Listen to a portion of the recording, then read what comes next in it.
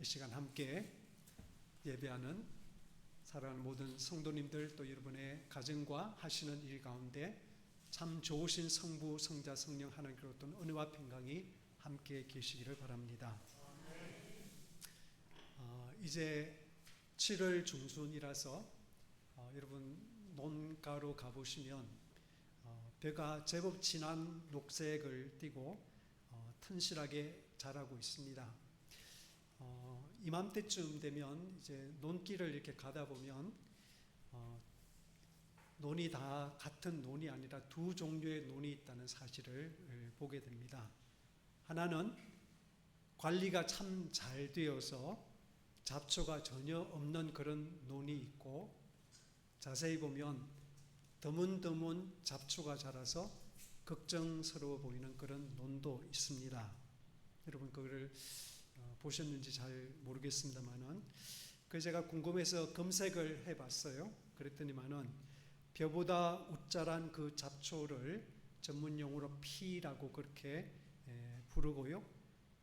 피는 우리 옛 조상들에게는 사실은 굶주림을 면하게 했던 소위 구황작물이었다고 합니다. 구황작물이란 말은 구할 구자에 황폐할 황자를 써서 황폐한 그런 시기에 구한다는 그런 말도 있고, 황폐한 땅, 그러니까 곡물이 잘 자라지 않는 그런 척박한 땅이나 혹은 논 가운데도 산에서 차가운 물이 유입되어서 곡식이, 그러니까 벼가 잘 자라지 않는 그런 곳에라도 잘 자라서 끼니거리가 된다는 그런 뜻도 있습니다. 그래서 대표적인 우리나라 구황 식물에는 감자, 고구마, 옥수수 그 세 가지가 있고, 그 예전에는 피까지도 구황 식물에 속했다고 하는 것입니다. 그래서 우리 옛 말에 좀 나이 드신 분들 기억하시지만 사흘에 피죽도 못 얻어먹은 사람 같다는 그런 표현이 있죠. 그 말은 몹시 야위고 기운이 없어서 초췌해 보이는 그런 사람을 이야기할 때 피죽도 못 얻어먹은 사람이라고 표현을 한 것입니다.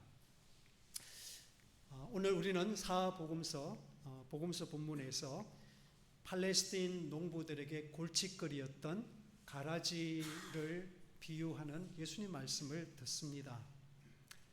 한 농부가 밭을 잘 갈고 준비해서 비가 오기 전에 좋은 씨앗을 뿌렸습니다. 그리고는 그 바람이 비를 몰고 와서 비가 촉촉이 내렸고, 때마침 그것이 발아에서 녹색 새싹이 나고 잘 자라주고 있었습니다. 그러던 어느 날 밭을 다녀온 일꾼들이 가슴이 철렁하게 만드는 소식을 전합니다. 곡식 가운데 잡초인 가라지가 함께 자라고 있다는 소식이죠. 그제야 주인은 원수가 그 짓을 했다고 그렇게 말을 합니다. 그러면서 분통해하는 그런 주인에게 종들이 이야기하죠. 주인은 그러면 지금이라도 그 가라지를 저희가 다 뽑아 버릴까요? 그러니까 주인이 가만두어라. 가라지를 뽑다가 곡식까지 뽑을까 염려하노라. 둘 다 추수 때까지 함께 자라게 두라. 추수 때 내가 추수꾼들에게 말하기를 가라지는 먼저 거두어 불사르게 단으로 묶고 곡식은 모아서 내 곡간에 넣으라 하겠다라고 대꾸합니다. 저희 내외도 지난 금요일 날 일기예보를 보니까 다시 장마가 시작이 된다고 그래서 급하게 또 마음을 먹고는 나가서 잡초를 막 뽑고, 그 수박이 이제 더 이상 안 되니까 그 철망도 이제 걷고, 그리고 욕심이 나서 비틀을 다 뽑아낸 그 빈 자리에 다시 그 땅을 만들어서 열무씨를 뿌렸습니다. 근데 나중에 누워있다가 생각이 나서 비가 너무 많이 오면 그 얇게 그 흙으로 덮은 그 열무씨가 또 유실이 되겠다는 생각이 들었어요. 그래서 제가 밤중에 나가서 천으로 그 밭을 덮었습니다.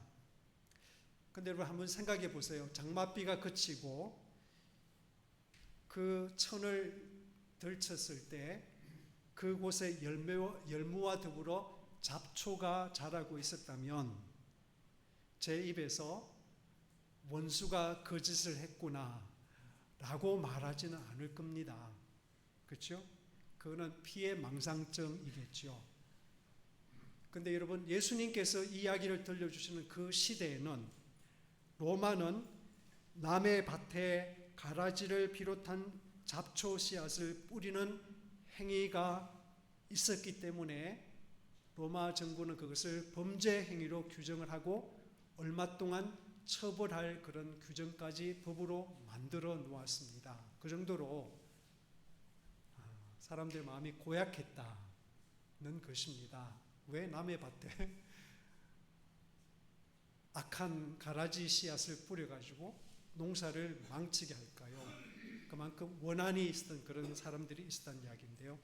저는 오늘 예수님의 이 비유에서 예수님은 농사 이야기를 하시는 것이 아니라 이 비유를 통해서 우리에게 천국 이야기를 들려주시는 거거든요. 그래서 우리가 믿음으로 잘 살기 위해서 우리가 기억하고 이해해야 되는 그것이 중요한 두 가지겠다고 생각해 보았습니다. 첫째는 천국은 때로 애매하고 모호합니다. 예수님의 비유를 시작하시면서 하늘나라는 자기 밭에다가 좋은 씨를 뿌리는 사람과 같다라고 말씀하십니다. 이 비유는 하늘나라 천국에 관한 것입니다. 그런데 천국 씨를 뿌린 밭인 이 세상에는 천국의 씨앗만 자라는 것이 아니라 가라지 씨앗도 자라고 있다라고 말씀하십니다. 그런데 문제는 뭐냐면 잡초에 속하는 가라지는 상당한 시기까지 표가 잘 안 난다는 것이에요. 그래서 일찍 발견해서 작을 때 그냥 뽑아주면 작물에 아무런 영향이 없을 텐데 어릴 때는 구분이 안 나다가 표가 날 정도가 되면 이미 서로가 깊이 뿌리를 엉켜서 자라고 있기 때문에 그 잡초를 뽑을 때에는 꼭 그 작물의 뿌리를 상할 수밖에 없다라고 합니다. 그래서 주인은 뭐라 그럽니까? 추수 때까지 가만두어라. 그래서 저는 우리가 좀 조심해야 되는 우리 한국 속담이 될성 부른 나무는 떡잎부터 알아본다는 속담이라고 생각합니다. 물론 그 말은 장래에 큰 사람이 될 사람, 장래에 큰 일을 할 사람은 어릴 적부터 남다른 데가 있다는 것을 비유하는 그런 좋은 말이기도 합니다. 물론 어릴 때부터 천재적인 그런 기질을 보이고 남다른 그런 두각을 드러내서 쭉 그렇게 자라고 또 사회에 선한 영향력을 끼치는 그런 경우가 있긴 합니다. 근데 여러분, 하나님의 나라는 그렇지 않아요. 하나님의 나라는 천재적인 기술이나 재능의 문제가 아니지요. 하나님의 나라는 마음과 믿음의 영역인 것입니다. 이전에 보이지 않던 사물의 그 속이 보이는 것, 이전에 몰랐던 영적인 세계가 드디어 나에게 열리는 것, 그것은 인간의 영민함이나 노력에 달려있는 것 아닙니다. 보이지 않던 세계가 열리는 것은 철저하게 하나님의 은혜가 작동해야 가능한 것이고, 새로운 세계가 있음이 믿어지는 것도 우리 마음속에 하늘의 선물이 왔기 때문에 가능한 일인 것입니다. 그래서 누가 그 하나님 나라를 받아들여서 살고 있고 누가 참으로 하늘나라 백성으로 살고 있는지는 절대로 우리가 겉으로 봐서는 잘 모르는 문제인 것입니다. 더군다나 지금은 믿지 않는다고 해도 앞으로 인생의 어떤 계기를 통해서 그 사람이 누군가의 권함과 초청을 통해서 그 사람이 전도될 수도 있는 것이지요. 애매하고 모호한 것이 이 세상에서 자라는 천국의 특성이기 때문에 우리는 겉으로 보이는 것으로 함부로 예단하고 선을 긋지 말아야 할 것입니다. 우리는 모든 사람에게 열린 가능성으로 있는 그런 하늘나라를 기억하면서 모든 사람을 지금은 내 눈에 잘 그렇게 안 보여도 지금은 저 사람은 지옥 갈 사람이야 라고 그렇게 느껴지더라도 그러나 모든 사람을 우리가 존중해야 되고 모든 사람을 소중하게 대할 줄 아는 것이 마땅한 성도의 모습입니다. 특별히 아랫사람인 경우에, 특별히 없는 사람인 경우에, 특별히 내가 무시할 수 있는 그런 약한 사람일 경우에, 특별히 나보다 없는 사람일 경우에, 그리고 특별히 내가 어떤 반응을 보여도 나한테 해코지할 수 없는 외국인 같은 경우에 더 그렇습니다. 사도 바울의 고백이 떠오릅니다. 우리 같이 한번 읽어볼까요? 디모데전서 시작. 내가 전에는 해방자요 박해자요 폭행자였습니다. 그러나 그러한 행동은 내가 믿지 않을 때에 알지 못하고 한 것이므로 하나님께서 나에게 은혜를 넘치게 부어주셔서 그리스도 예수 안에서 얻는 믿음과 사랑을 누리게 하셨습니다. 그리고 이어서 고린도전서에서 또 어떤 삶을 살았는지 이렇게 고백합니다. 시작. 나는 하나님의 은혜로 오늘의 내가 되었습니다. 나에게 베풀어 주신 하나님의 은혜는 헛되지 않았습니다.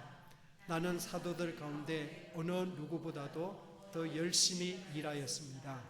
그러나 이렇게 한 것은 내가 아니라 나와 함께 하신 하나님의 은혜입니다. 아멘. 여러분, 인생은 요즘 삶에 대해서, 행복한 인생에 대해서 강연하는 강연자들의 입에서 단골처럼 오르내리는 말이 그런 것이지요. 좋은 사람하고만 살아도 인생은 짧다. 그러니까 굳이 나를 힘들게 하는 그런 사람하고 엮여 살지 마라. 그런 말을 합니다. 그러나 여러분, 저도 알고 여러분도 아십니다. 내 입맛에 맞는 사람하고만 관계하고 불편한 사람하고는 선을 긋고 그냥 안 보며 살 수 있는 게 인생이 아니지요. 그러려면 지구를 떠나야 되지요. 그렇죠? 사도 바울 선생님도 자기 자신이 과거 한때에는 잡초였다, 혹은 독가시 같은 그런 인생을 살았다고 합니다. 그런데도 하나님께서 그런 무지 가운데 살았던 자신에게 큰 은혜를 베푸셔서 오늘이 내가 되었다. 그래서 나는 그 은혜를 갚기 위해서 누구보다도 열심히 살았지만은 그마저도 하나님이 나와 함께 하신 결과 덕택이었다라고 겸손히 고백합니다. 여러분, 오늘 내 눈에 거슬리는 사람도 앞으로 은혜 앞에 고꾸라져서 훌륭한 사도가 될 수도 있고요, 겸손한 예배자가 되어서 하나님께 눈물로 고백하며 살 수도 있습니다. 하나님은 어쩌면 이미 그 사람 안에서 선한 변화를 일으키시는 일을 하고 계신지도 우리는 모릅니다. 그래서 우리 눈에는 그 모든 것이 가려져 있기 때문에, 모르기 때문에 우리는 천국이 어느 사람 속에 어떤 모습으로 어떻게 진행되고 있는지를 알지 못하기 때문에 그 애매함과 모호함을 기억하고 추수 때까지 신실하게 견디고 모든 사람들에게, 특별히 하나님께 열린 삶을 살아가기를 축원합니다. 두 번째, 하나님 나라는 약함의 시기 가운데 있습니다. 아까 피가 구황작물로 여겨질 만큼 척박한 환경에도 빠르게 잘 자란다라고 말씀을 드렸습니다. 어떤 분의 표현에 의하면 벼가 걸어서 자란다면 피는 뜀박질 하듯이 자란다고 말했습니다. 그래서 피와 함께 자라는 벼는 그 옆에서 약할 수밖에 없고 더딜 수밖에 없습니다. 근데 여러분 생각해 보니까 모든 잡초가 다 그렇더라고요. 모든 잡초가 작물 옆에 자라는 잡초가 보면 작물은 더디고 우리가 생각하는 만큼 빨리 자라지 않는데 잡초는 왜 그렇게 빨리 강하게 잘 자라는지요. 며칠 전에 기독교 방송 CBS가 제작한 잘잘법의 새로운 그 영상이 하나 나와서 봤습니다. 그 안에서 연세대학교 신과 교수이자 목사인 김학철 교수가 그런 재밌는 말을 해서 한국 교회가 중독처럼 좋아하는 것이 있는데 그 말이 뭐냐 하면 바로 특별이라는 말이랍니다. 특별 새벽기도, 그 다음에 특별 능력, 특별 성령 체험 같은 그런 거를 좋아한대요. 그런데 이분은 하나님께서는 사실은 우리가 다 생각하고 좋아하는 어떤 그런 특별한 어떤 그런 사건을 통해서만이 아니라 오히려 우리가 놓치고 마는 그런 평범함 속에서 또는 아무것도 아닌 그런 사람들 속에서 하나님은 은혜를 베푸시고 일을 하고 계신다라는 좋은 말을 했습니다. 그래서 제가 한번 그 영상을 보면서 그런 생각을 해봤습니다. 우리 대한민국은 사실은 오랫동안 땅은 작고 인구는 많은 나라였고 자원은 없는데 그 자원을 소비해야 되는 인구는 많은 나라, 자리는 적은데 그 자리를 탐하는 사람은 많은 그런 나라였습니다. 그런 경쟁적인 사회 속에서 살다 보니까 평범해가지고는 출세는커녕 입에 제대로 풀칠하기도 어려웠던 것이 우리 대한민국의 1960년대까지의 현실이었습니다. 목사님 맞죠? 네, 저는 60년대, 그때는 잘 모르겠는데, 그래서 지금 대한민국이 사실은 감사하게도 세계 우리 국가 경쟁력이 9위다, 10위다라고 할 정도로 그렇죠. 대단한 높은 국가 경쟁력을 갖추게 된 것이, 그리고 세계가 배우고 싶어하고 많은 동남아의 젊은 청년들이 오고 싶은 나라, 배우고 싶은 나라가 된 것에는 이유가 있습니다. 그렇죠? 그런 가파른 산업화의 과정 속에서 한국 교회는 특별이란 말을 좋아할 수밖에 없었습니다. 특별 새벽기도, 특별 부흥 집회, 특별 은사, 특별 성령 체험 같은 그런 말들을 좋아할 수밖에 없었고 우리는 특별한 걸 좋아해요. 날이 더워서 제가 가끔은 동네 도서관을 이용하는데 제가 좋아하는 그 자리가 있습니다. 그래서 거기를 가면 바로 제 앞에 이제 벽이 있는데 그 벽에 그 중고등학교 아이들이 낙서를 막 해놨어요. 그것도 우리 대한민국만의 현실입니다. 미국에서는 제가 낙서한 적을 본 적이 없는데 이런 낙서가 있습니다. 영어 못하면 창조고 오지마. 창조고등학교 그렇죠? 어디죠? 공도읍에 보면 창조고등학교 있는데 또 다른 낙서에 보면 아무개 왔다 감. 그런 대부분 이제 그런 정도 낙서인데 제가 한 가지 잊을 수 없는 낙서를 봤습니다. 뭐냐면 지금 열심히 공부해야 그녀가 네 것이 된다 라고 하는 낙서입니다. 제가 그 낙서를 눈여겨봤습니다. 내가 지금 열심히 해야지 내가 예쁘게 짝사랑하는 그 예쁜 여학생이 내 것이 된다. 그런 말이죠. 내가 그와 결혼하려면 이만큼 출세해야 되고 공부 열심히 해야 된다. 근데 여러분, 그 아이만 그런가요? 우리는 그런 생각 안 합니까? 우리도 다 살면서 내가 좀 힘이 있으면 좋겠다. 그 생각 안 하는가요? 내가 예수님을 믿기 때문에 하나님이 나를 좀 특별하게 만들어줬으면 좋겠어. 라는 그런 바람을 갖지 않습니까?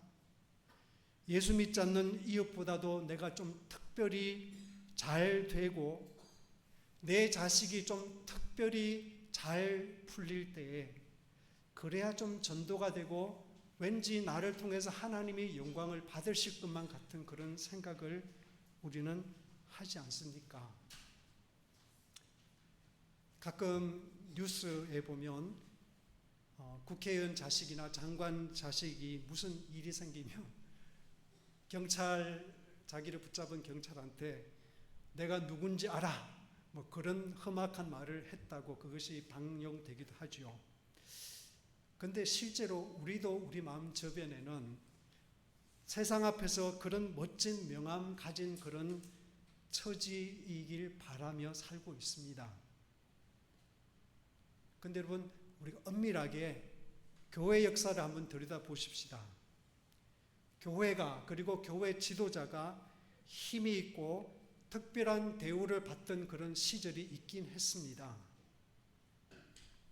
근데 여러분, 우리는 교황이 황제보다 더 높은 지위에 있었고 그 교황 앞에 황제나 왕이 무릎을 꿇어야 되고 황제의 말을 복종해야 됐던 그런 특별한 시대를 우리는 암흑기라고 그렇게 부릅니다.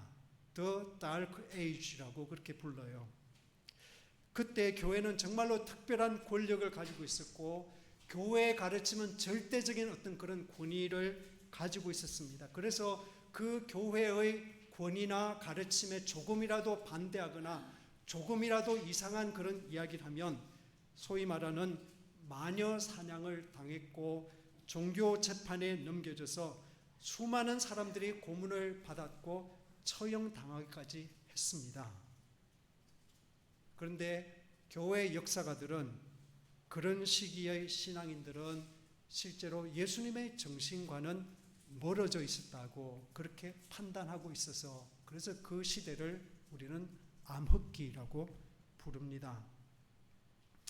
여러분, 예수님은 그리고 사도 바울을 비롯한 예수님의 제자들은 그리고 그 제자들이 예수님의 정신을 가지고 가르치고 믿음으로 세웠던 초대교회 성도들은 어땠습니까? 뛰면서 성성장구하는 가라지와 함께 자라는 곡식처럼 애매하고 약한 상태에서 추수 때까지 기다림의 시간을 견뎌내야 했습니다. 오늘 제가 일부러 골라서 교독한 시 73편의 시인처럼 악인이 판을 치고 그래도 아무 해를 당하지 않고 하나님은 그 악인들을 아무렇게도 간섭하지 않으시는 것 같은 그런 상황에 사는 바람에 하나님이 정말로 다스리시는가? 하나님은 정말로 약속을 지키는 분이 맞으신가? 라고 하는 그런 의심 때문에 넘어질 뻔했던 그런 시기를 예수님도 예수님의 제자들도 예수님의 제자들이 세워준 그 초대교회 성도들도 그렇게 살았습니다. 그런 시기에 특별히 힘이 있었고 권세가 있었던 것들은 황제이고 황제에 복속했던 세상의 권력자들, 잡초들이었습니다. 천지 만물의 주이신 하나님의 자녀가 이런 흔들림의 시간을 견뎌하는 것은 분명히 쉽게 한마디로 설명할 수 없는 미스테리, 신비입니다. 그런데 여러분 아십니까? 이 미스테리의 정점은 바로 십자가입니다. 십자가는 십자가로 끝나지 않았습니다. 영광스러운 부활로, 죽음에 대한 완전한 승리로, 영원한 희망과 가슴 벅찬 찬양과 환희로 이어졌습니다. 그리고 우리는 그 환희와 부활과 생명에 속한 그런 하나님의 자녀입니다. 시인 오규원이라는 분이 살아있는 것은 흔들리면서 라는 시에서 이렇게 노래합니다. 우리 같이 한번 시 한번 읽어볼까요? 시작. 살아있는 것은 흔들리면서 튼튼한 줄기를 얻고 잎은 흔들려서 스스로 살아있는 몸인 것을 증명한다. 피하지 마라. 빈들에 가서 깨닫는 그것, 우리가 늘 흔들리고 있음을. 여러분, 모호하고 약한 상태에서 살아가야 되는 우리가 가끔은 좀 흔들리고 머뭇거리기까지 하는 것 이상하지 않습니다. 오히려 머뭇거리면서 누군가를 우리가 기다려줄 수 있는 것이고요, 머뭇거리면서 우리의 자신을 기다려줄 수 있습니다. 머뭇거리면서 우리는 하나님의 역사를 기대하고 기다릴 수 있어요. 흔들림을 통해서 우리는 오히려 튼실한 믿음을 얻게 되고, 내가 주님의 은혜라는 그 가지에 단단하게 붙어있는 살아있는 그런 생명체인 것을 확인할 수도 있습니다. 무릇 죽은 가지는 바람이 불어도 잘 흔들리지 않는 법입니다. 이 기다림의 시간을 사는 우리에게 유대랍비 조슈아 헤셀은 이렇게 말합니다. 같이 읽어볼게요. 허무와 패배에도 불구하고 부조리에 한가하며 살아가는 것, 심지어 하나님에도 불구하고 하나님을 믿는 신앙을 갖는 것, 이것이 인간에게 주어진 성스러운 사명이리라. 때로는 허무해 보이고 때로는 선이 패배한 것 같이 보입니다. 때로는 하나님이 이 세상을 다스리지 않는 것처럼 보일 때도 있습니다. 그래서 조슈아 헤셀은 하나님에도 불구하고 하나님을 믿는 신앙을 갖는 것, 예수 그리스도가 십자가에서 엘리 엘리 라마 사박다니, 나의 하나님 어찌하여 나를 버리셨나이까 라고 그렇게 절규하셨지만, 그러나 아버지여 내 영혼을 아버지께 의탁하나이다 라고 자신을 의탁하면서 하나님을 믿었듯이, 저와 여러분들 때로는 하나님이 어디 계십니까 라고 외칠 수밖에 없는 그런 현실이 보일 때에도, 그러나 우리의 마지막을 선한 하나님의 손에 맡길 수 있는 그 믿음을 가지라 이 말이에요. 그래서 보이는 것보다 더 많이, 더 넓게, 더 깊이, 더 높이 보며 살아라 라고 조슈아 헤셀은 우리에게 초대하고 있습니다. 말씀을 맺겠습니다. 여러분, 추수 때까지 가만두어라. 이 말씀은 주인이 무능해서가 아닙니다. 주인이 성격적으로 우유부단해서 그런 거 아니에요. 가라지를 뽑다가 가라지와 함께 밀까지 뽑으면 어떻게 하겠느냐라는 그 말처럼 주인의 마음은 곡식에 대한 배려, 그것 때문에 가라지를 그냥 추수 때까지 두라고 하는 것입니다. 참 곡식인 우리를 위해서 하나님께서는 지금도 참고 계신 줄 믿으시길 바랍니다. 그러므로 이 세상 가운데 하나님이 하시는 일, 하나님의 통치가 잘 안 보인다고 우리는 낙심하거나 대충 그렇게 살 수 없습니다. 또 힘을 가지고 싶고 특별해지고 싶은데 도리어 내 자신이 때로는 약하고 너무도 평범해 보이는 그런 상황 가운데 그냥 내가 살아가는 걸 발견할 때, 그때도 하나님의 선한 약속을 기억하시기를 바랍니다. 그 자리가 사실은 하나님께서 나를 복주시고 나를 키우시고 알고의 그 복된 자리에 나를 이끌고 계시다는 사실을 믿고 그 선한 약속을 의지하면서 하루하루를 신실하게 그 자리의 몫을 살아내시는 저와 여러분 되시기를 주님의 이름으로 축원합니다. 그리하면 모든 지각에 뛰어난 하나님의 평강이 그리스도 예수 안에서 우리의 마음과 생각을 지키실 줄 믿습니다. 기도하겠습니다. 하나님이 만물을 새롭게 하시고 선악간에 판단하시며 의인에게 의의 상을 마침내 주실 주수 때까지 기다림의 시간을 사는 저희가 때로 약함 가운데 비틀거리고 흔들립니다. 선하신 성령님, 주님의 그 손 꼭 잡고 진실되고 명랑한 성도의 아름다운 순례길 다 가도록 저희 모두를 도와주시옵소서.